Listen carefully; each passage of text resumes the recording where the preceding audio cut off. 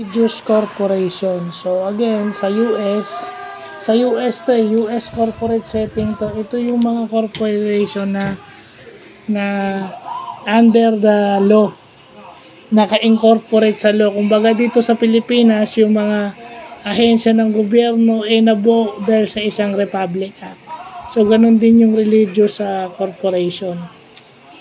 Then yung aggregate corporation naman, yun yung isang entity na separated dun sa mga taong bumuo nun. Pag sinabi mong aggregate corporation, 2 or more people yung bumuo ng company, pero yung company na yun is separate entity dun sa mga taong nagbuo.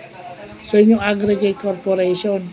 Pag sinabi mo namang sole corporation, parang nagre-represent siya ng certain position ng isang tao. Okay? Basta certain position yung kanyang nire-represent na may single entity na hiwalay sa tao. So yun yung sole corporation. So malalaman natin na ang isa sa mga religious corporation ay ang Catholic Church, pero separate vlog na yun. So yun lang po.